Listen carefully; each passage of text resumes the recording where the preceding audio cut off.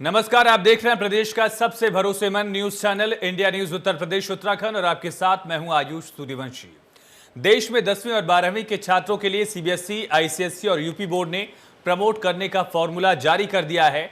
CBSE और ICSE board ने CBSE के बनाए पैनल ने 12वीं के स्टूडेंट्स के मूल्यांकन के लिए 30:30:40 का फॉर्मूला तय किया और इसके तहत 10वीं 11वीं के फाइनल रिजल्ट को 30% वेटेज दिया जाएगा और 12वीं के प्री बोर्ड एग्जाम्स को 40% वेटेज दिया जाएगा।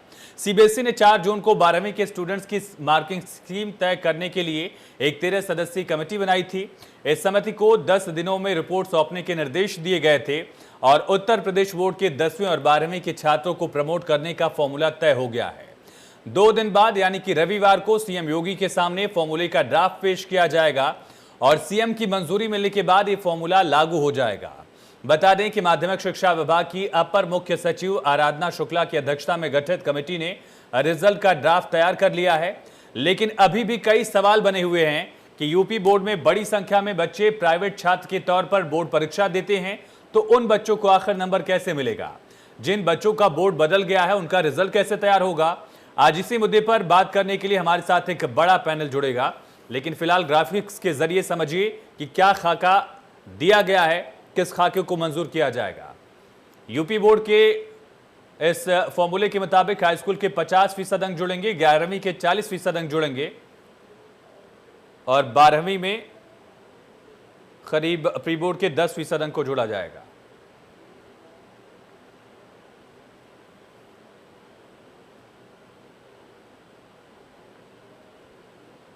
वहीं कानपुर में सीबीएसई और आईसीएसई बोर्ड के 10वीं और 12वीं के रिजल्ट के लिए सुप्रीम कोर्ट के आदेश के मुताबिक तैयारी शुरू हो गई है। इसी के बारे में ज्यादा जानकारी के लिए बातचीत की गई स्कूल की प्रिंसिपल महिला सिंह से।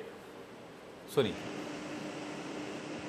सुप्रीम कोर्ट के आदेश के अनुसार सीबीएसई बोर्ड और आईसीएसई बोर्ड के एग्ज़ाम के रिजल्ट जो कि हाई स्कूल और इंटर के बच्चों के आने हैं, मार्किंग के हिसाब से उसकी तैयारियां स्कूल में की जा रही है। हम मौजूद हैं कानपुर के ही एक सीबीएसई बोर्ड के स्कूल में, जिसकी प्रिंसिपल हमारे साथ मौजूद हैं। इनसे पूछ लेते हैं किस तरीके की तैयारियां कर रहे हैं और क्या क्या व्यवस्थाएँ की गई हैं, मार्किंग के हिसाब से किस तरीके से बच्चों को प्रमोट किया जाएगा और स्कूल की तरफ से क्या व्यवस्थाएँ की गई।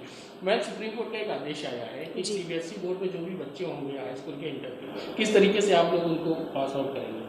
देखिए, first of all we were hoping कि ऑफलाइन एग्जाम्स हो, because I think it is very very important to जज somebody on the basis of academics. लेकिन looking on the other hand, looking towards the current situation, I think इस Supreme Court का, in fact CBSE का एक बहुत अच्छा decision है that they are taking the exams on the basis of the criteria of class 10th, 11th and 12th। जो CBSE की तरफ से गाइडलाइंस अभी आई हैं that bye 31st of July they will be declaring the result, जिसके लिए उन्होंने हमसे सारे सीबीएसई स्कूल से दे have asked for marks of class 10th, 11th and 12th, that is 30% for 10th, 30% for 11th and 40% for 12th pre-boards। And I think the most important thing उन्होंने जो easy किया है वो ये किया है कि 10th के जो मार्क्स हैं वो बच्चों का जो भी बोर्ड उन्होंने दिया है, they will take the marks of that of the best 3 subjects out of those 5। 11th का बच्चे का, because that time there was no covid, तो उसमें उन्होंने हमसे एनुअल मार्क्स मांगे हैं। And for class 12 they have asked for pre boards which the child had given in the, because everything was open for that time, so that was conducted offline in school. तो 30% और 40% का criteria है जो CBSE ने मांगा है हमसे। अच्छा, कोर्ट ने ये भी कहा है कि जो बच्चे उस जो रिजल्ट आप लोग पास आउट कराएंगे बच्चों का, उनमें अगर सेटिस्फाई नहीं होता है तो किस तरीके से एग्जाम की तैयारी स्कूल में करेंगे? जी, ये भी एक बहुत अच्छा ऑप्शन दिया है सीबीएसई ने, that if the child is not satisfied और if the guardian is not satisfied with the marks, so they can always apply for correction in the marks and then later on CBSE उनका re exam करवाएगा, जिसमें which can be online और offline according to the situation whichever would be there at उस समय पे जो भी होगी। So it's a good thing that जो भी मार्क्स स्कूल से जाते हैं, if anybody is unsatisfied they can always go for a better option. अच्छा, उस दौरान कोविड के नियमों का भी पालन करना है, कोर्ट ने ये भी आदेश किया है, उसके लिए क्या व्यवस्था है? जी, अब जैसे अभी तो everything will be on the basis of school के मार्क्स, बट लेटर ऑन अगर कभी री एग्ज़ाम होता है, अगर कोविड नहीं रहा, फिंगर्स क्रॉस, तो I think everything would be offline. But in case COVID रहता है तो आई थिंक कि बच्चे कम होंगे because not many will go for correction और something. So in that case I think offline ही बेटर ऑप्शन है, जिसमें कोविड के प्रोटोकॉल्स, स्कूल में एक वैक्सीनेशन होना बहुत इंपॉर्टेंट है, उससे पहले आई होप हो जाएगा. एंड बच्चों के लिए proper protocol, sanitisation and all के साथ. But what in my opinion I think वो ऑफलाइन होना चाहिए. अच्छा, आप लोग ये बात कह रहे हैं कि ऑनलाइन एग्जाम्स होने चाहिए. अगर बाय द वे कोर्ट, क्योंकि मंडे को भी अभी सुनवाई होनी है, तो कोर्ट अगर कहता है कि स्कूल में ही एग्जाम होंगे तो आप लोग क्या स्कूल में पूरी तरीके से तैयार हैं? जी देखिए, अगर स्कूल से पूछा जाए तो मेरी ओपिनियन में I think it is the best way to जज a child on the basis of academics is offline, because you can not जज someone on the basis of what they have done 3 years or 2 years back. It is the present situation. Every year the psychology, the brain, the mind of the child changes, and अगर 10th में if he hasn't scored good तो he would have done better in 12th. सो अगर government हमें बोलता है कि आप offline exam कराएं या फिर एक ऑप्शन ऐसा आता है, तो in my opinion I think बच्चों को पार्क्स में बुलाया जाए और सेल्फ सेंटर बनाया जाए, because in every school max to max students होंगे 300 और 400 of class 12th, and may be in few school ज़्यादा हो. तो अगर आप सेल्फ सेंटर बनाते हो स्कूल को, तो ये बेटर होगा कि 200 की कैपेसिटी को मैनेज करना इज़ बेटर दैन मैनेजिंग 500 और 600 capacity in school if students from different schools are coming. तो एक ऑप्शन तो ये हो सकता है कि हम सेल्फ सेंटर बनाएं, प्लस हम सैनिटाइजेशन रखेंगे, ये कोशिश करेंगे कि बिफोर एग्ज़ाम्स हमारा स्टाफ वैक्सीनेट हो जाए, इनफैक्ट बच्चे वैक्सीनेट हो जाएं if the vaccination is going on an a good level.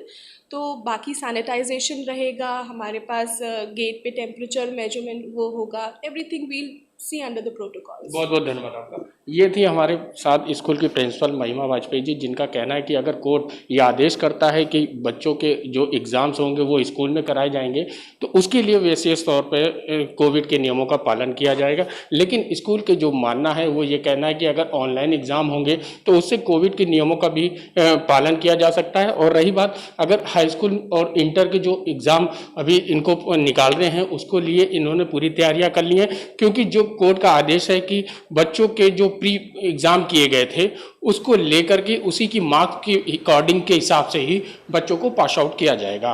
Kanpur से सूरज सिंह, इंडिया न्यूज़. जी तो बिल्कुल 50:40:10 का ये जो फॉर्मूला तैयार किया गया है यूपी बोर्ड की तरफ से और इसको आगे मंजूरी मिलने वाली है, इसी को लेकर हमारे साथ एक पैनल जुड़ रहा है. डॉक्टर जगदीश गांधी जी संस्थापक है सिटी मॉन्टेसरी स्कूल लखनऊ के. डॉक्टर जगदीश, आपका बहुत स्वागत है इस चर्चा में. सर, पहला सवाल यही होगा कि उत्तर प्रदेश बोर्ड की तरफ से जो खाका जिस पर जिक्र मिल रहा है कि 50:40:10 का जो ये फॉर्मूला तैयार किया गया है, इससे स्कूल के संस्थापक होने के नाते आप कितने सहमत हैं? छात्रों के भविष्य पर कितना इसका असर पड़ सकता है और कितना वाजिब है? देखिए, ये जो फार्मूला इन्होंने दिया है इससे कोई बच्चा संतुष्ट नहीं है. मेरे यहाँ 2748 बच्चे हैं जो कि 12th की परीक्षा में जिन्होंने फार्म भरा है.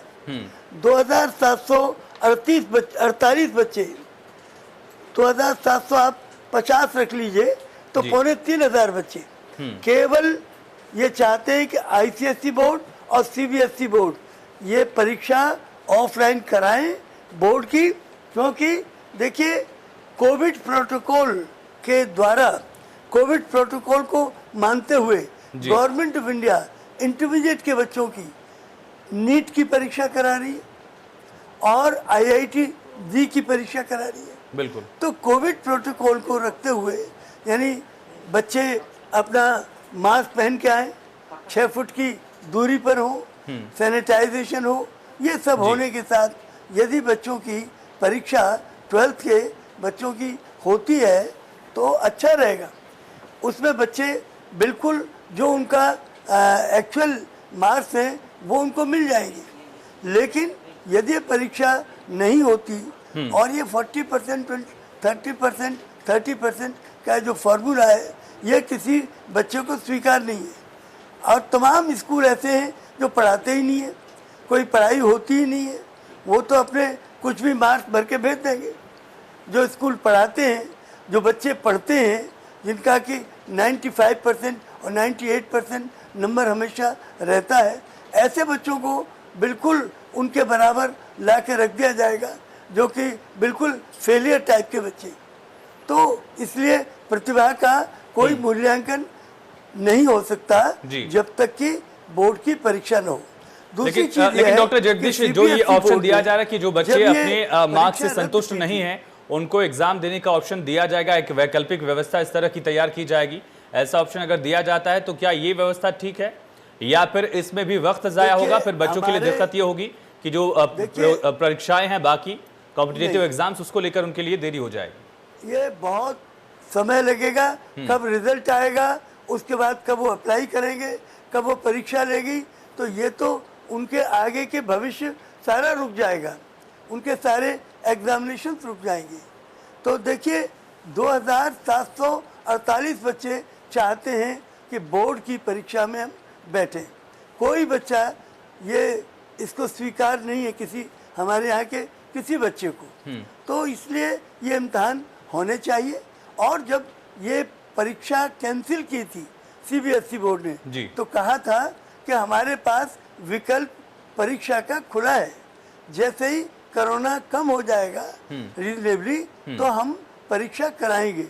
तो करानी चाहिए। और नीट की और IIT-JEE की परीक्षा हो रही है। बात यह है कि यदि परीक्षा नहीं होगी तो ये मार्क्स के आधार पर कट ऑफ परसेंटेज कोई यूनिवर्सिटी नहीं निकाल सकती। ये मार्क्स हैं स्कूलों के, ये बोर्ड ने इम्तहान नहीं लिए हैं, तो ये बोर्ड के मार्क्स नहीं है, तो इसलिए कट ऑफ परसेंटेज नहीं होगा। अतः यूनिवर्सिटीज़ को इम्तहान लेना पड़ेगा। बिना इम्तहान लिए यूनिवर्सिटी इम्तहान बच्चों को दाखिला नहीं कर सकती। अब लखनऊ यूनिवर्सिटी में 1000 जो सीटें हैं इसकी यूनिवर्सिटी में जो कैंपस है और जो एफिलेटेड कॉलेजेस है, 1 लाख सीटें हैं। 4 लाख बच्चों ने अप्लाई किया है। तो 4 लाख बच्चे यदि अप्लाई करेंगे तो 1 लाख बच्चों का सिलेक्शन वो कैसे करेंगे? बिल्कुल डॉक्टर जगदीश, इस बात का आप जिक्र कर रहे हैं कि आखिर जो प्रतियोगी परीक्षाएं हैं या फिर अलग अलग विश्वविद्यालयों में जो परीक्षा की प्रक्रिया है उसको अगर पालन उसका किया जा रहा है तो फिर यहाँ पर भी एग्जाम्स लिए जाएं। लेकिन डॉक्टर जगदीश, एक बड़ा पहलू ये भी है कि यही वो बच्चे थे जो लगातार सोशल मीडिया पर मांग कर रहे थे कि एग्जाम्स को कैंसिल किया जाए, और उसके बाद केंद्र सरकार ने एग्जाम्स को कैंसिल किया, सीबीएसई की तरफ से फैसला लिया गया। उसके बाद उसी डिसीजन को बाकी स्टेट बोर्ड्स ने भी जब फॉलो किया है तो उस डिसीजन को फिर से चैलेंज करना कितना वाजिब है? जी देखिए कुछ बच्चे जो पढ़ते नहीं हैं उन्होंने मांग की थी, पढ़ने वाले एक भी बच्चे ने पूरे देश में से मांग नहीं की है। पढ़ने वाले एक भी बच्चे ने मांग नहीं की है। ये मांग उन बच्चों की होती है जो पढ़ते नहीं है, चाहते हैं कि पास का सर्टिफिकेट मिल जाए, पास का सर्टिफिकेट देना चाहिए। उनका था ये बच्चों का नहीं था, पेरेंट्स का नहीं है, ये स्कूलों के प्रिंसिपल्स का नहीं है, टीचर्स का नहीं है। पेरेंट्स हैं, टीचर्स हैं, ये मुख्य होते हैं। मेन चीज तो बच्चे और पेरेंट्स जी। तो वो कोई नहीं चाहता कि ये इस तरह से इम्तहान न हो। 2 वर्ष तक उन्होंने जम के पढ़ाई की है, पैसा खर्च किया है, फीस भरी है स्कूल की, इम्तहान देने के लिए, न कि पास होने के लिए कि पास का सर्टिफिकेट मिल जाए। वो सर्टिफिकेट कोई काम नहीं आएगा। बिल्कुल, क्योंकि ये जो परीक्षा नहीं होगी बोर्ड की तो यूनिवर्सिटी अपने बच्चों का इम्तहान लेगी और 4 लाख बच्चों का इम्तहान लेगी, 1 लाख लिए जाएंगे। अब 4 लाख का इंतजाम करना बहुत मुश्किल काम है। दिल्ली यूनिवर्सिटी में पिछले साल 64,000 सीटें थी बीए के लिए, 6 लाख बच्चों ने अप्लाई किया। तो 6 लाख बच्चों का इम्तहान कराना, इम्तहान तो बच्चे देंगे इंटरमीडिएट के। ये बिल्कुल आपका कहना है कि जिस मकसद से इस एग्जाम को टाला गया, क्या वो मकसद पूरा हो पा रहा है? इसका अंत नहीं है। हाँ डॉक्टर जगदीश, आपका कहना है कि जिस मकसद से एग्जाम टाला गया, क्या वो मकसद पूरा हो पा रहा है? इससे हाँ नहीं, वो मकसद पूरा नहीं होगा। बिल्कुल, मकसद तो देखिए एक ही है कि बच्चे जो पढ़े हैं उन बच्चों को, जो मेधावी बच्चे हैं उनके प्रति न्याय हो, और न्याय केवल तब होगा जब बोर्ड परीक्षा लेगा। डॉक्टर तब उनके जगदीश, लेकिन भविष्य इसी से बनेंगे। जुड़ा जो बड़ा सवाल निकलकर सामने आ रहा है कि विदेशों मूल्यांकन की अगर बात और- की जा रही है, उन बच्चों का मूल्यांकन आखिर कैसे किया जाएगा जिन्होंने 10वीं के एग्जाम किसी और बोर्ड से दिया था, 12वीं के एग्जाम किसी और बोर्ड से वो दे रहे हैं, या फिर 12वीं की परीक्षा जो है, पढ़ाई जो है वो किसी और बोर्ड से कर रहे थे, वहां पर टेक्निकल दिक्कतें भी क्या सामने आ रही हैं इस तरह की? देखिए, कोई भी एक दो बच्चे ऐसे होते हैं जो कि दूसरे बोर्ड के आते हैं। मेरे यहाँ एक बच्चा 2748 में से एक बच्चा है जो सीबीएसई बोर्ड का हमारे यहाँ आईसीएसई में फर्स्ट ईयर में भर्ती हुआ है। बाकी सब बच्चे जो फर्स्ट ईयर जहाँ से करते हैं वहीं से सेकंड ईयर करते हैं। तो इसलिए बोर्ड तो फर्क होता ही नहीं है। यूपी बोर्ड के बच्चे यूपी बोर्ड में ही रहते हैं, सीबीएसई में और आईसीएसई में कभी नहीं जाते, हो भी नहीं सकते हैं दाखिला उनका। लेकिन कई बार डॉक्टर जगदीश, इसलिए मैंने खुद ये ये देखा दान है होना कि चाहिए। सीबीएसई बोर्ड के और बच्चे यूपी इसलिए बोर्ड में भी शिफ्ट करते हैं।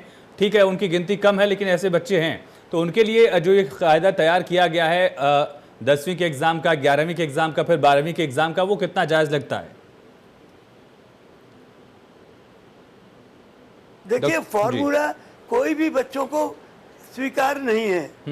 मेन चीज है बच्चों को कोई फॉर्मूला ये सब स्वीकार नहीं।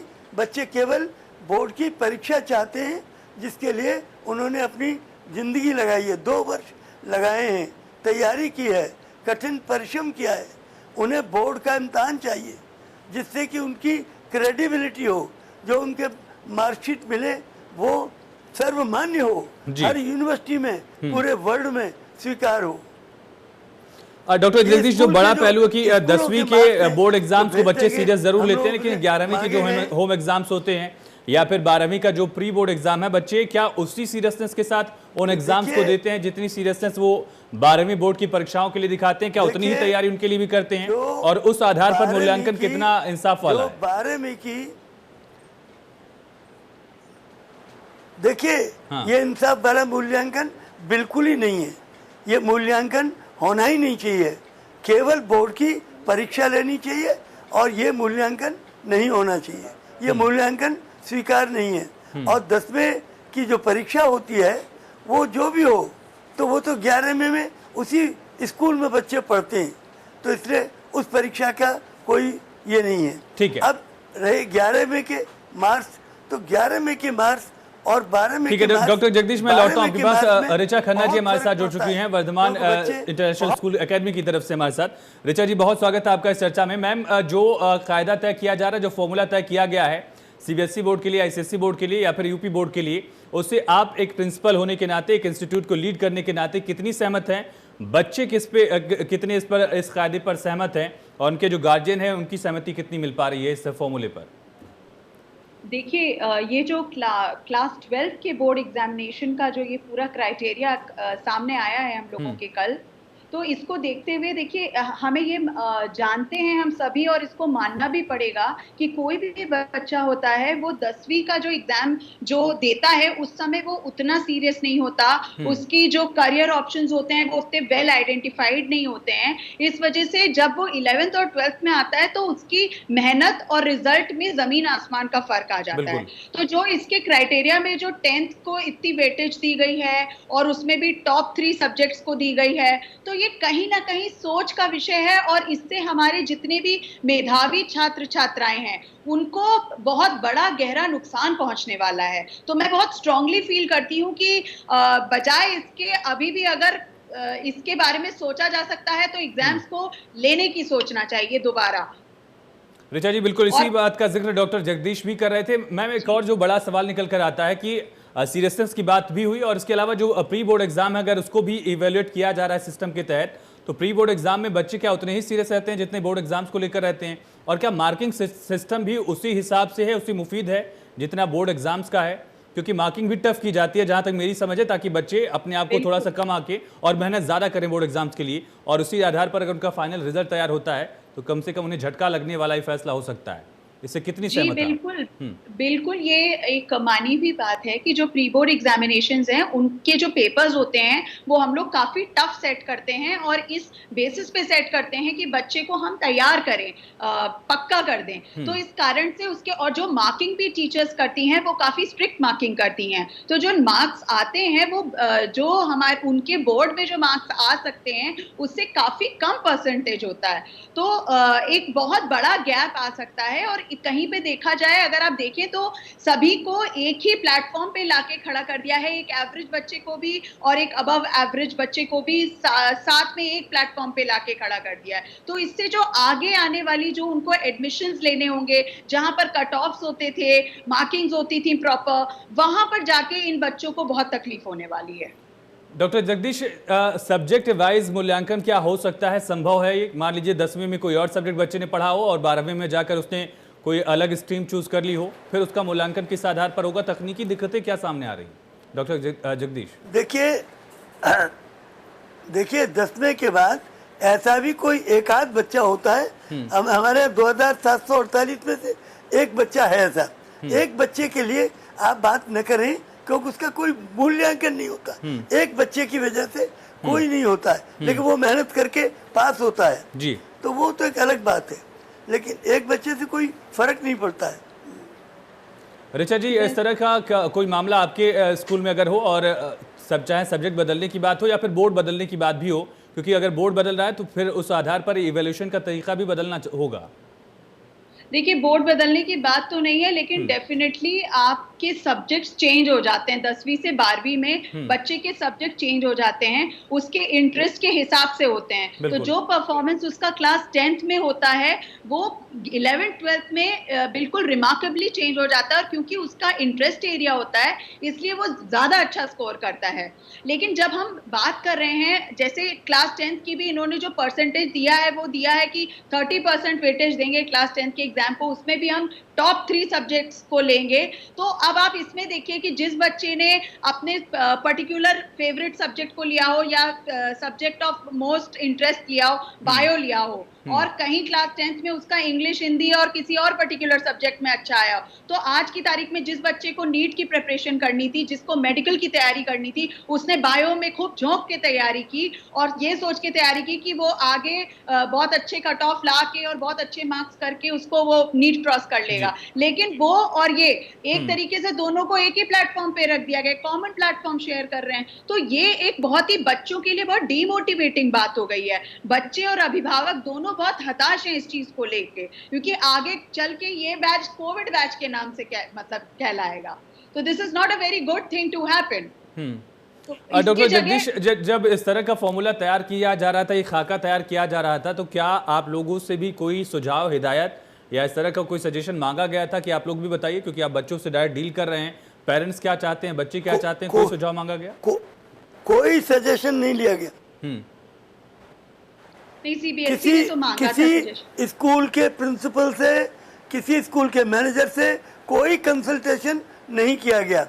सिर्फ बोर्ड ने किया और बोर्ड ने बस अपने आप बोर्ड ने कर दिया, किसी से पूछा नहीं गया। तकनीकी दिक्कतें क्या सामने आने वाली हैं एकेडमिक्स के लिहाज से और करियर के लिहाज से, दोनों लिहाज से, डॉक्टर जगदीश? देखिए कैरियर, जैसा कि अभी मैडम ऋचा खन्ना जी ने कहा कि वो बच्चों का रिजल्ट कोविड रिजल्ट कहलाएगा। यदि बोर्ड की परीक्षा न हुई तो कोविड रिजल्ट इस वर्ष का रिजल्ट कहलाएगा और सारी जिंदगी बच्चों की बर्बाद हो जाएगी। ये बिल्कुल बर्बाद हो जाएगी। मेरा कहना यह है कि जब इंटरमीडिएट के बच्चे कोविड प्रोटोकॉल के अंतर्गत गवर्नमेंट ऑफ इंडिया उनका इम्तहान इंटरमीडिएट के बच्चों का नीट के लिए, मेडिकल की परीक्षा के लिए ले रही है और IIT जी के लिए, तो फिर ये मेरी समझ में नहीं आता, ये कौन सी लॉजिक है कि ICSE ISC में कोरोना आ जाएगा और वो जो 10-10 लाख बच्चे उसमें बैठेंगे इंटरमीडिएट के, उनको कोरोना नहीं होगा। और दूसरी बात यह है कि ये जो इंटरमीडिएट के बच्चे हैं जिनको आप सर्टिफिकेट दे देंगे, कोरोना सर्टिफिकेट कहलाएगा, वो बच्चे यूनिवर्सिटी में जब जाएंगे तो क्या उस उस मार्कशीट से या उस सर्टिफिकेट से उनका दाखिला होगा? नहीं होगा। वो अपना इम्तहान लेंगे। तो इंटरमीडिएट के बच्चों को इम्तहान तो यूनिवर्सिटी वाले भी लेंगे। Intermediate is not the last examination, बच्चों को आगे भी जाना है यूनिवर्सिटीज में। और कोरोना की मार्कशीट लेके जाएंगे तो कोरोना मार्कशीट कहलाएगी, कोरोना सर्टिफिकेट कहलाएगा, और वो बच्चों की जिंदगी भर उनको तबाह करेगा, सारी जिंदगी उनकी बर्बाद होगी। ऋचा जी, लगातार सोशल मीडिया पर इस तरह की मांग की जा रही थी बच्चों की तरफ से, और कई सारे अकाउंट्स थे जिनसे ट्वीट करके ट्रेंड कराया गया। क्या यही मांग जमीन पर भी थी? सोशल मीडिया से तर बच्चों की यही असल मांग थी कि बोर्ड एग्जाम्स को कैंसिल कराया जाए? और इस बारे में जब ये खाका, ये जो फॉर्मूला तैयार किया जा रहा था, क्या कोई सुझाव आपके स्कूल की तरफ से लिया? मांग नहीं थी। ये जो कुछ जो होते हैं बच्चे पढ़ने वाले नहीं होते, उन लोगों ने हल्ला गुल्ला किया कि कैसे भी हमको पास का सर्टिफिकेट मिल जाए, क्योंकि हमने पढ़ाई नहीं है। ठीक है, वो और कोई बात नहीं। कोरोना का तो कोई प्रश्न ही नहीं है। कोरोना जब खत्म हो गया, अब तो कोरोना कम होता जा रहा है। ठीक है डॉक्टर जगदीश, मैं लौटता हूँ आपके पास। ऋचा जी, जमीनी हकीकत क्या है और कितने सुझाव आप लोगों से लिए गए? एक प्रिंसिपल होने के नाते, एक इंस्टीट्यूशन को लीड करने के नाते आप लोगों ने कितने सुझाव दिए और कितनों को माना गया?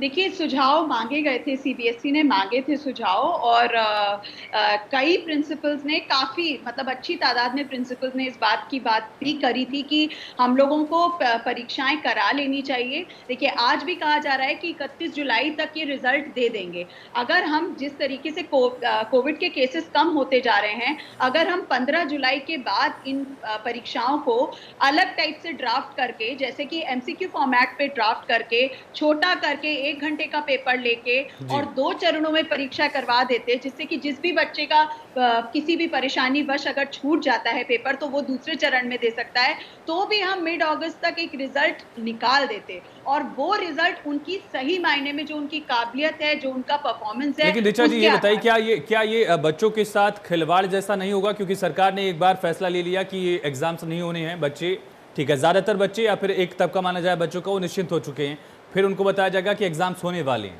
उन पर क्या ये मेंटल प्रेशर और ज़्यादा बढ़ेगा नहीं अगर इस तरह का फैसला होता है? नहीं, देखिए, ये बात आप सही कह रहे हैं कि इस समय जो कोविड वाली कंडीशन है, और विगत एक डेढ़ वर्षों से सभी के ऊपर मेंटल प्रेशर बहुत ज्यादा है, और मेरे ख्याल से जो बच्चे हैं, स्पेशली ये जो करियर ओरिएंटेड बोर्ड वाले बच्चे हैं, इनके तो प्रेशर का कुछ कहना ही नहीं है, इसमें कोई दो राय नहीं है। लेकिन इनको जो नुकसान होगा, उनके बनस्पत जो भी समझदार बच्चे हैं, जो कि अब आप समझिए, जो ये इंटरमीडिएट के बच्चे होते हैं, ये अब 18 ईयर्स अप्रोच कर रहे होते हैं, सब समझदार होते हैं, तो इनमें से जो अच्छे मेधावी छात्र छात्राएं होते हैं, वो इन चीजों को बहुत अच्छे से समझते हैं कि उनके लिए बोर्ड देना कितना आवश्यक है, और आखिरकार इस पूरे रिजल्ट डिक्लेरेशन के बाद उनको सारे एंट्रेंस एग्जाम्स में कॉलेजेस के, यूनिवर्सिटीज के बैठना पड़ेगा ही। तो केवल 15 दिन या एक महीना 2 महीना पहले अगर उन्हें बोर्ड परीक्षाओं में बैठना है, तो मेरे ख्याल से इसको अगर हम प्रॉपर कोविड प्रोटोकॉल फॉलो करके, जैसे हमने बाकी चीजें खोल दी हैं, अब जैसे कि सारे विद्यालय पूरे खाली हैं, स्कूल नहीं चल रहा है, अगर हम सेल्फ सेंटर बना देते और बहुत अच्छे से स्पेस आउट करके अपने ही स्कूलों में बच्चों की परीक्षाएं ले लेते, यहाँ तक कि ऑनलाइन भी परीक्षा शिफ्ट वाइज की जा सकती थी। जितना हम लोग को महीने भर का समय मिला है, 1.5 महीने का समय मिला है कि आप रिजल्ट तैयार करिए, उतने समय में हम लोग वो परीक्षाएं भी कंडक्ट करा सकते थे।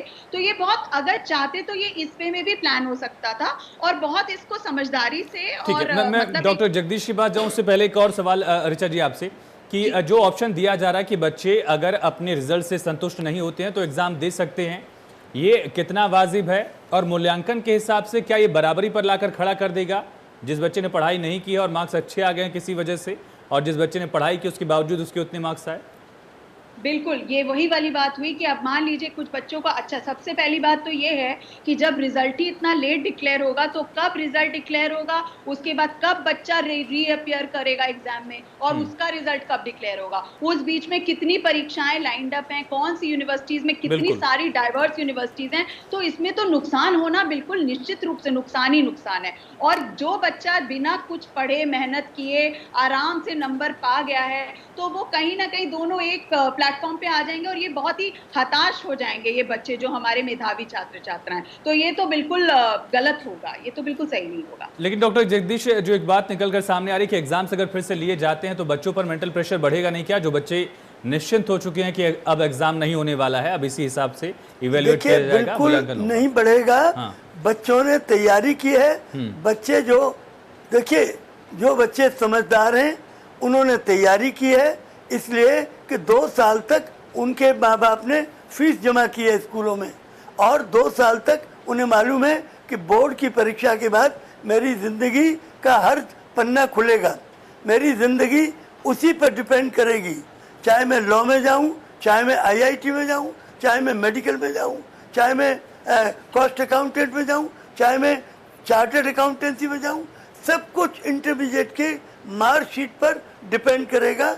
उसी आधार पर मेरा सिलेक्शन होगा। और फिर जॉब्स में कोई भी नौकरी मुझे करनी है तो मेरे मार्क्स देखे जाते हैं। और आजकल तो मैं आपको एक और बताऊं कि मेरे पास ये सच बात है कि कितने माता पिता मेरे पास आते हैं कि आपके यहाँ की लड़की है, इससे हमारी बेटे की शादी हो रही है।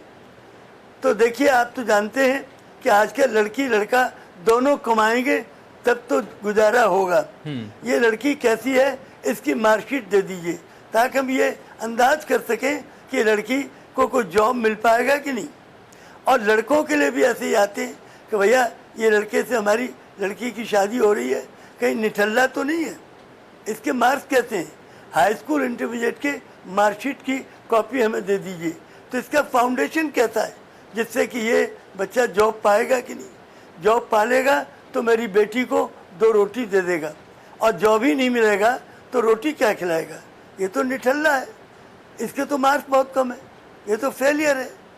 तो मार्कशीट की तो अब आजकल तो यहाँ तक ज़रूरत पड़ गई है कि पर्सनल लाइफ में भी मार्कशीट की ज़रूरत है। नौकरी के लिए तो 10th और 12th की मार्कशीट देखी ही जाती है। और कोई भी इंटरव्यू हो उसमें पहले पूछते हैं तुम्हारा फाउंडेशन क्या है, तुम्हारे हाई स्कूल में मार्क्स कैसे थे, इंटरमीडिएट की मार्कशीट दिखाओ कैसे मार्क्स है। यदि मार्क्स इंटरमीडिएट में कम है तो आप ये समझिए कि किसी भी नौकरी में, किसी भी इंटरव्यू में आप पास नहीं हो पाएंगे। तो मार्क्स की बड़ी वैल्यू होती है। लेकिन कोरोना की मार्कशीट हो तो वो लोग कहेंगे तो कोरोना पीरियड की मार्कशीट है, कोरोना मार्कशीट है, वो मार्कशीट का कोई वैल्यू नहीं होगा। इवैल्यूएशन सिस्टम पर इसका खास असर पड़ेगा। ऋचा जी, ये बात कही जा रही है, डॉक्टर जगदीश भी इस बात पर फोकस कर रहे हैं कि जिस आधार पर बच्चों को अभी इवैल्यूएट करने की कोशिश है, उनका मूल्यांकन करने की कोशिश है, क्या वही आधार विश्वविद्यालयों की तरफ से अपनाए जाएंगे? क्या वही आधार जो है वो प्रतियोगी परीक्षाएं अपना सकेंगी उनकी तरफ से? देखिए, ये कहना मुश्किल है कि ये क्या अपनाएंगे, लेकिन मैं ये बहुत स्ट्रांगली रेकमेंड करना चाहती हूँ कि इस बार जितने भी यूनिवर्सिटीज़ और जितने भी कॉलेजेस एडमिशन प्रोसेस में अपने डेफिनेटली उनको एक बहुत ही प्रॉपर एंट्रेंस टेस्ट रखना बहुत ज़रूरी है। और जो एंट्रेंस टेस्ट वो अब तक रखते आए हैं उसके स्वरूप को बदलने की ज़रूरत है, क्योंकि उन्हें किसी भी व्यक्ति, किसी भी बच्चे के सही जो उसका क्या कहते हैं, उसकी जो काबिलियत है उसका आंकलन बहुत ज़रूरी है। इसलिए जो उनका पेपर सेटअप है, जो उनके जो डिफरेंट चरण होते हैं, जो जीडीज होते हैं, जो उनके इंटरव्यूज होते हैं डिफरेंट उन सब लेवल्स पे एक चेंज लाना पड़ेगा, उसको एक ब्रॉडर वे में एक और थोड़ा सा डिटेल्ड वे में। लेकिन ऋचा जी, डॉक्टर जगदीश ने इस बात का भी जिक्र किया कि जिस विश्वविद्यालय में 60,000 70,000 बच्चे अप्लाई करते थे, वहां पर इस बार अगर 6 लाख 7 लाख बच्चे अप्लाई करते हैं या फिर 60,000 सीटों पर 7 लाख बच्चे अप्लाई करते हैं तो 7 लाख बच्चों का आपको एंट्रेंस कराना होगा। और फिर बात बराबर हो जाती है कि अगर आप 7 लाख बच्चों का एंट्रेंस लेते हैं, इससे अच्छा वो बोर्ड दे देते, क्योंकि फिर 12वीं के बच्चे ही विश्वविद्यालय के लिए अगर अप्लाई करते हैं तो फिर दिक्कत वही होगी कि वहाँ पर भी कोरोना केसेस हैं, यहाँ पर भी हैं। बिल्कुल, मैं गांधी सर की इस बात से पूर्णतया सहमत हूँ, बिल्कुल पूरी तरह सहमत हूँ इस बात से मैं गांधी सर की। और दूसरी बात मैं ये भी कहना चाहूंगी, जैसे कि जो अभी बात की जा रही थी, मैं इसमें कुछ ऐड करना चाहूंगी कि जो मानसिक तनाव की स्थिति से बच्चे गुजर सकते हैं, जिनको कभी कहा जा रहा है कि एग्जाम कैंसिल हो जाएंगे और कभी कहा जा रहा है कि शायद हो जाए।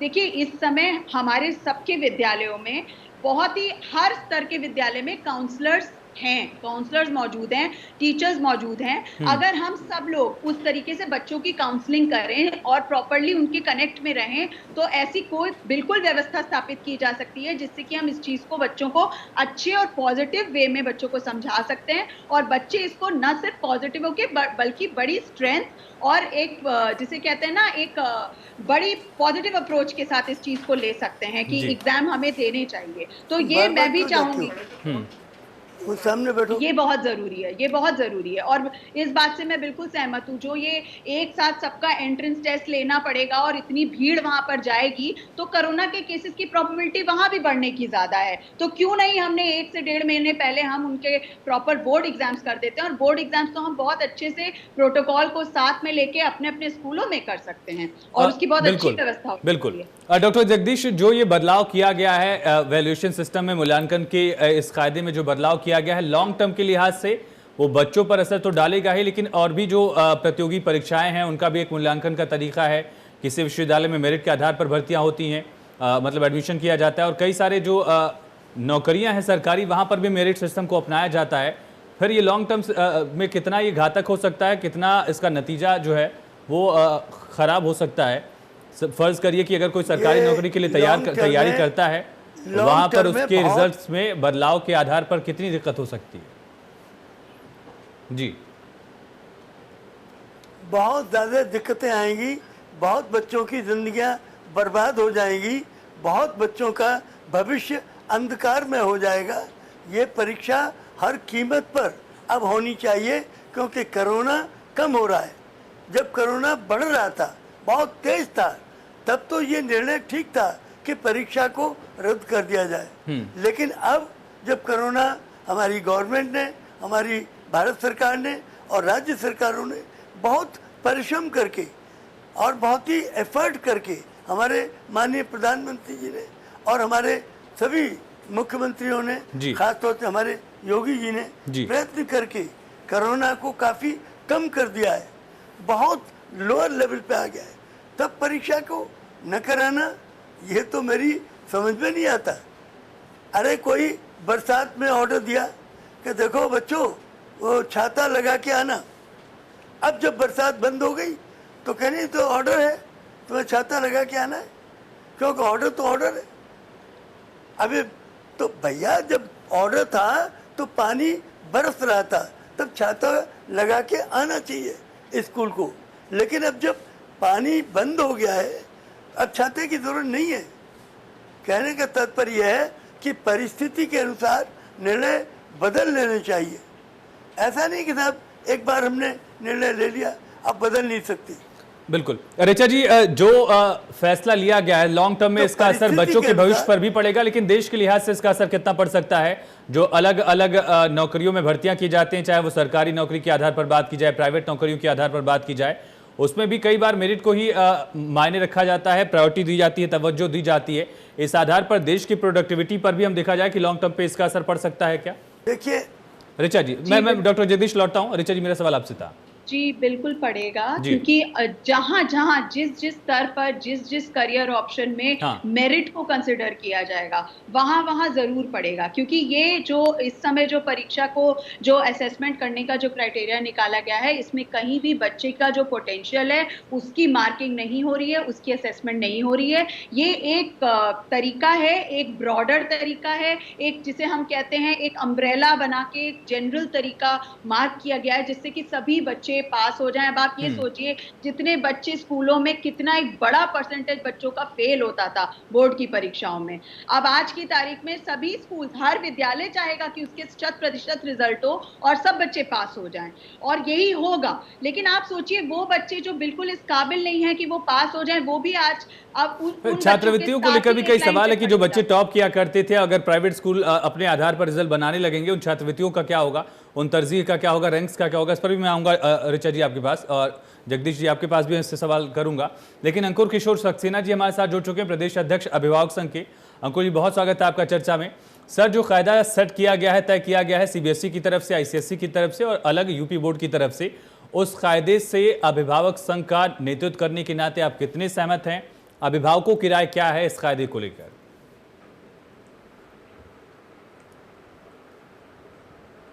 देखिए, पहले बहुत धन्यवाद इस विषय पे बात करने के लिए। और मेरा सबसे पहले सभी से ये कहना होगा कि ये जो निर्णय जो मूल्यांकन का लिया गया है, हमें पहले समझना होगा ये सामान्य परिस्थितियों में नहीं लिया गया है।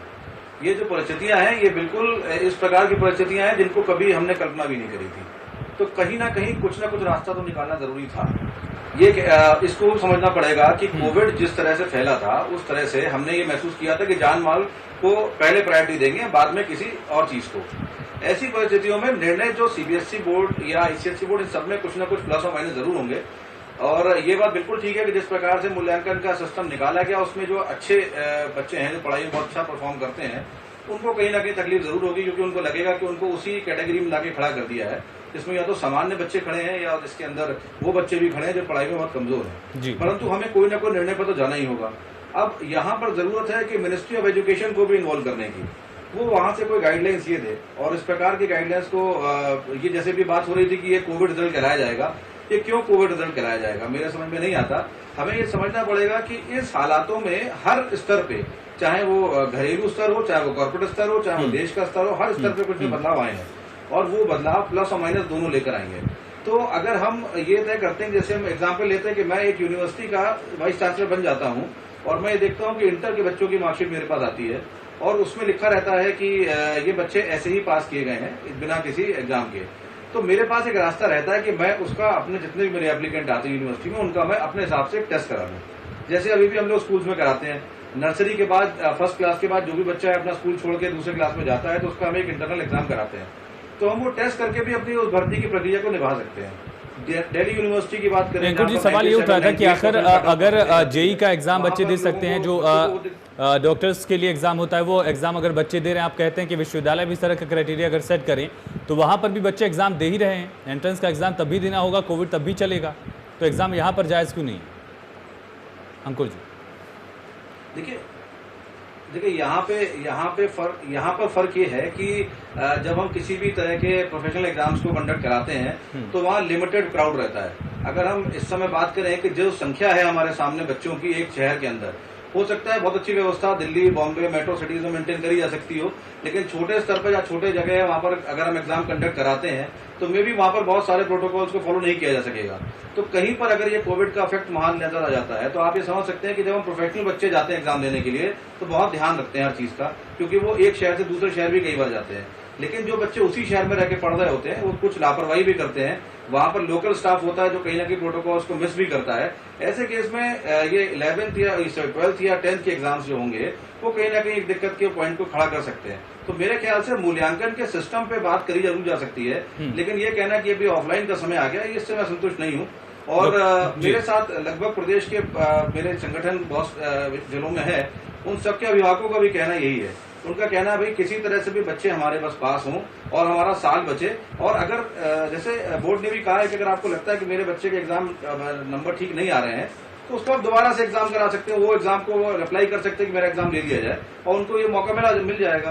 तो ऐसे में ये कहना कि सारे बच्चों को कंडक्ट कराना ऐसे टाइम पर, ये थोड़ा सा सहमति मेरी नहीं बनती उसमें। डॉक्टर जगदीश जी, जगदीश जी कितने सहमत हैं इस राय से, सुझाव से आप? तो आज जो देखिए जो बच्चे इस फार्मूला से पास होंगे, उस बच्चों को जो कि फार्मूला से पास होंगे, जो कि सीबीएसई बोर्ड या आईसीएसई बोर्ड ने इम्तिहान नहीं लिया और जो कोरोना के अंतर्गत पास होंगे उनका इम्तिहान होगा। अब लखनऊ यूनिवर्सिटी में 1 लाख सीटें हैं, लखनऊ यूनिवर्सिटी और प्लस एफिलेटेड कॉलेजेस में मिला के 4 लाख एप्लीकेशन हैं। 4 लाख बच्चों का इम्तिहान लखनऊ यूनिवर्सिटी को लेना है, तो कैसे लेगी, कहाँ लेगी, कहाँ 4 लाख का इम्तिहान कराएगी, कैसे 1 लाख बच्चों को भर्ती करेगी, उनकी कॉपियाँ कौन जांचेगा? अरे बड़ी अव्यवस्था हो जाएगी और ये बच्चों का भविष्य खतरे में पड़ जाएगा, सारा फ्यूचर डार्क हो जाएगा बच्चों का भविष्य। हमारे पेरेंट्स ने आज प्रेस कॉन्फ्रेंस करी, उन्होंने कहा कि हमने 2 साल तक बच्चे की फीस दी है इसलिए कि बोर्ड का रिजल्ट मिलेगा ताकि मेरा बच्चा अच्छे से अच्छे कॉलेज में भर्ती हो सके। लेकिन अब गधे घोड़े सब बराबर हो जाएंगे। अब तो ये मेरा बच्चा आउटस्टैंडिंग बच्चा जिसके लिए मैं रात दिन लगाऊं, तो वो मैं खुद पढ़ाता हूं। अब वो बच्चा क्या करेगा? सब बराबर हो जाएंगे, उसका एडमिशन कैसे होगा अच्छे अच्छे कॉलेजों में? क्योंकि ये जो कोरोना पीरियड का मार्कशीट है या मार्क्स है, इसका कोई वैल्यू नहीं है। और जब यूनिवर्सिटी इम्तहान ले रही है, लेगी तभी तो दाखिला मिलेगा, तो फिर बोर्ड क्यों नहीं ले रही? भाई देखिए, लेकिन जगदीश जी, अंकुर जी का सवाल ये है कि ठीक है जगदीश जी, अंकुर जी का सवाल ये है कि बोर्ड एग्जाम करवाने के लिए आपको जितने भी स्टूडेंट्स हैं उन सबका एग्जाम लेना पड़ेगा, और कई सारे सब्जेक्ट्स हैं सबका एग्जाम लेना पड़ेगा। एंट्रेंस एग्जाम विश्वविद्यालय का या फिर जो कॉम्पिटिटिव एग्जाम्स होंगे वो एक बार होंगे ज़्यादातर के, और उनमें बच्चों की संख्या भी छट जाती है जो कॉम्पिटिटिव एग्जाम्स के लिए तैयारी करते हैं या फिर जो बड़े विश्वविद्यालयों के लिए इस तरह से अप्लाई करते हैं, संख्या जो वो कम रहेगी, ये कहना है जगदीश जी। देखिए मेरा कहना यह है कि इम्तिहान तो बच्चों को देना है, हर एक बच्चे को, चाहे सीबीएसई बोर्ड में दे या यूनिवर्सिटी में दे, इम्तिहान तो हुआ ना। अब इम्तिहान स्कूल में कितने बच्चे होते हैं?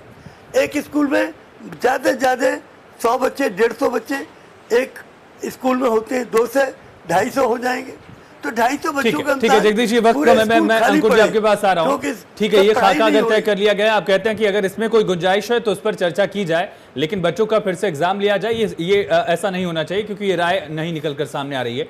लेकिन अंकुर जी, ये जो कायदा सेट किया गया, इसके लिए आगे चलकर कई सारी दिक्कतें क्या नहीं होंगी? जो प्रतियोगी परीक्षाएं हैं जहां पर मेरिट को कंसिडर किया जाता है, जो इस तरह की भर्तियां हैं जहां पर मेरिट को कंसिडर किया जाता है, वहां पर क्या नाइंसाफी जैसी बात नहीं दिखेगी? अंकुर जी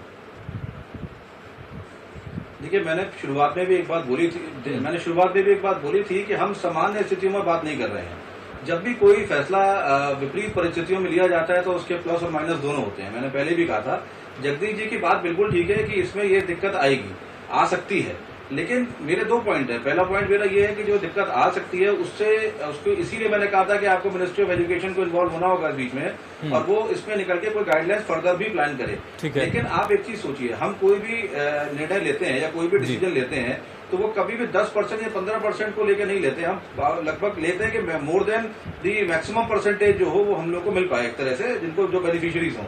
अब आप ये समझिए कि जिस बच्चों की बात जगदीश जी कर रहे हैं बिल्कुल ठीक बात है, इनकी परसेंटेज कितनी है? 10%, 15% जो टॉप रैंकर्स होते हैं या बहुत अच्छे नंबर लाते हैं। 75 से 80% बच्चे एवरेज होते हैं, एवरेज के नीचे होते हैं। तो अगर गवर्नमेंट या बोर्ड कोई भी नियम लेकर आता है तो वो सबका सर्व सामान्य के लिए एक लेकर आता है निर्णय। तो इस निर्णय को यदि हम देखें तो हम इसको ये नहीं कह सकते कि ये बिल्कुल हर तरह से गलत है, हम इसके अंदर अमेंडमेंट की बात जरूर कर सकते हैं। लेकिन इतने सारे बच्चों का एग्जाम लेना, जबकि आज की तारीख में आप भी समझ रहे हैं कि सबके पास एक मैसेज है कि हम आज की तारीख में ये एग्जाम नहीं ले रहे हैं। बच्चे भी, आपको लगता होगा कि बच्चे आज फ्री बैठे हैं, उन्हें पता है कि एग्जाम अब नहीं होने वाले हैं। अब हम एकदम से उनसे कहते हैं कि 15 दिन के बाद एग्जाम लेते हैं, तो कहीं ना कहीं जो मेंटल स्ट्रेस होगा उस पर भी तो बहुत ज्यादा परसेंटेज गिरेगी, उस पर भी तो बहुत ज्यादा बच्चे ऐसे होंगे जो डिप्रेशन में आएंगे, उस पर भी बहुत सारा बच्चे अच्छे होंगे जो परफॉर्म कर सकते हैं, वो नहीं कर पाएंगे। अच्छा, अब बात फिर वहीं पर आती है कि आपको हायर एजुकेशन की बात कर रहे हैं, तो ये ठीक है ना। इसके अंदर देखिए, मेरा कहना ये था, मेरा सुझाव भी ये था कि इस समय कोई परसेंटेज की बात ना करके, किसी तरह की रैंकिंग को ना लेते हुए, केवल एक पास होना चाहिए, promoted due to covid severe conditions 2019। इसको लेके अगर बच्चों को प्रमोट किया जाए, सारे के रिपोर्ट कार्ड पर एक ही बात लिखी जाए, तो जो भी जना उसको आगे का जहां भी वो अप्लाई करता है बच्चा, चाहे वो किसी भी जगह अप्लाई करेगा, तो वो कॉमन प्लेटफॉर्म से एक नए रूप का एग्जाम देके काम करा सकते हैं। जैसे मैं एग्जाम्पल लेता हूँ कि मानिए मैंने जैसे डीयू का एग्जाम्पल लिया था, दिल्ली यूनिवर्सिटी का, वहां पर भी अगर जितने लोग भी 12th का रिपोर्ट कार्ड लेके जाते हैं जो प्रमोट होते हैं कोविड सर्कमस्टेंसेस की वजह से, उन सबके रिपोर्ट कार्ड एक से होंगे, वो एक कैटेगरी में आते होंगे। तो जब लेकिन ठीक है, इस पर मैं जवाब लूंगा ऋचा जी से। लेकिन अंकुर जी, क्या इतना बैकअप उन विश्वविद्यालयों के पास है? क्योंकि मेरिट के आधार पर बच्चे कम हो जाते हैं, फिर कम बच्चे अप्लाई करते हैं ऐसी चीज़ों के लिए। फिर ऐसा होगा क्या कि सबके पापा चाहेंगे, सबकी मम्मी चाहेंगी कि बच्चा जो है वो डीयू में ही पढ़े, क्योंकि बच्चे के रिजल्ट जो है सारे टॉपर हो जाएंगे उस स्थिति में? तो क्या इतना इंफ्रास्ट्रक्चर है हमारे पास, बड़े विश्वविद्यालयों के पास भी? हाँ, विश्वविद्यालय के बाद तो बहुत बड़ा इंफ्रास्ट्रक्चर है, वो तो 2 लाख बच्चों देखिए लास्ट ईयर तो करा ही लेंगे, क्योंकि वो एक विश्वविद्यालय में इतनी सारी ब्रांचेस होती हैं। जी जी जी जी, बताइए अंकुर जी, बात पूरी करिए। हाँ, मैं कह रहा था देखिए, कि जैसे हम DU की बात मैं करते कुछ हैं कि- कहूँ, मैं जगदीश जी आता हूँ आपके मैं पास आता हूँ। कह हाँ, सकता हूँ। जगदीश जी आता हूँ मैं आपके पास। यूनिवर्सिटी के अंदर बहुत सारे जी ऋचा जी, मेरा सवाल आपसे है कि जो बात अंकुर जी कह रहे हैं कि 10 से 15% ऐसे बच्चे हैं जिनको आप कंसिडर करके चल रहे हैं और उनके आधार पर पूरी जो आबादी है बच्चों की जो 12वीं की परीक्षा देने वाले थे उनका एग्जाम करवा देना कितना जायज़ होगा? और जो सुझाव उनकी तरफ से दिया गया है कि सारे बच्चों को एक बराबर रखा जाए, प्रमोटेड लिख दिया जाए बजाय कि इसके अलग अलग उनको नंबर दिया जाए, मार्किंग दी जाए, ये सुझाव कितना जायज़ लगता है आपको? देखिए इन अंकुर जी की कुछ बातों से मैं सहमत हूँ और मैं इस बात के कई पहलू हैं, मैं उनको डिस्कस करना चाहूँगी। ये बात बिल्कुल सही है कि जो भी डिसीजंस लिए जा रहे हैं ये सामान्य परिस्थितियों में नहीं लिए जा रहे हैं और इसी वजह से कुछ ना कुछ हमें बीच का रास्ता निकालना था।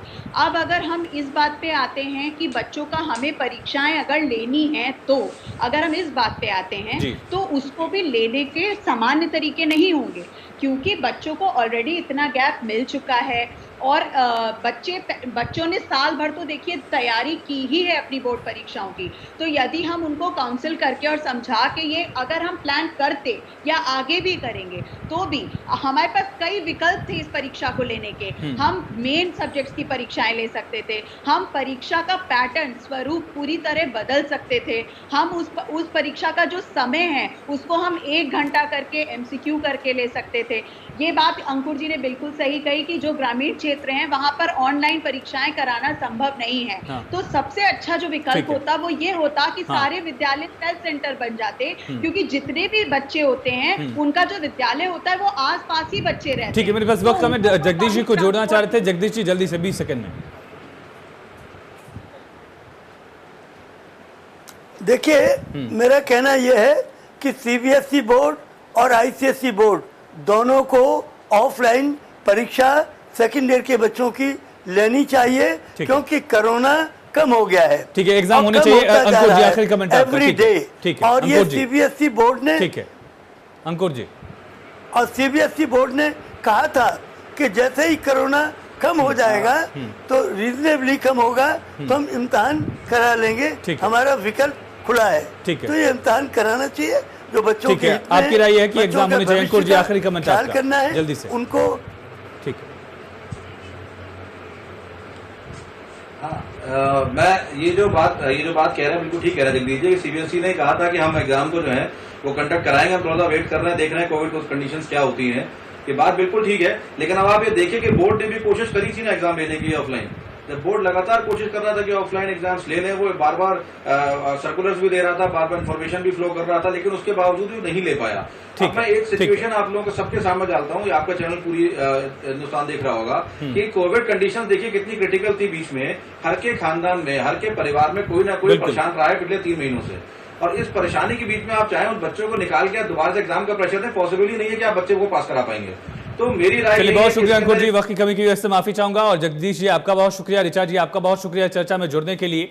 बच्चों का एग्जाम फिर से अगर कराया जाता है तो क्या बच्चों पर मेंटल प्रेशर नहीं होगा? ये सवाल अपने आप में जरूर अहम है, लेकिन इसके अलावा सवाल ये भी है क्या मूल्यांकन का जो तरीका है उससे बच्चों के साथ, उनके करियर के साथ, उनकी पढ़ाई के साथ, उनकी मेहनत के साथ इंसाफ हो पा रहा है? फिलहाल इस चर्चा में इतना ही। खबरें लगातार जारी हैं, बने रहिए।